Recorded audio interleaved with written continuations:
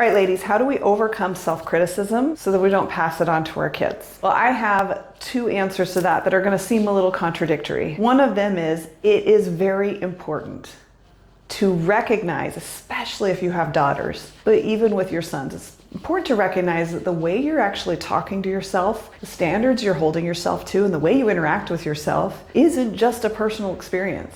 It is an example that shows these children who come to this world fresh, ready to be programmed, and they are seeing your programming. And they don't have as much experience in the world yet to question it and to say, well, that's not how everyone does it.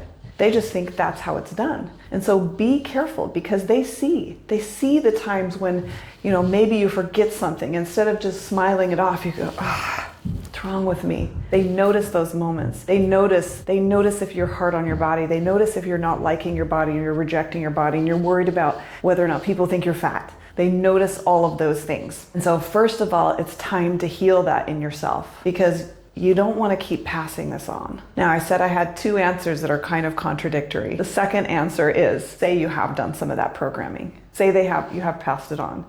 Time now for grace. You can continue to pass on that problem by being all hard on yourself for passing on the problem. Or you can recognize that we all have experiences that were difficult, that brought challenges in, that made it so it was hard for us to get past certain things, and that sometimes those are actually our biggest gifts. So I'm never proposing that you intentionally give your kids problems, but I am proposing that maybe it's not the end of the world. There are some problems you passed on, and that maybe that can become their greatest gift, that's the challenge and the friction that they need to grow in the way that they need to grow. Because at the end of the day, the kids are yours for a reason. They are in your family. I would never submit that you possess them, so I shouldn't say yours, but they are with you for a reason. So they're there to learn from you, with you, not just from all the great things you teach them, but from also some of the friction that you create in their life.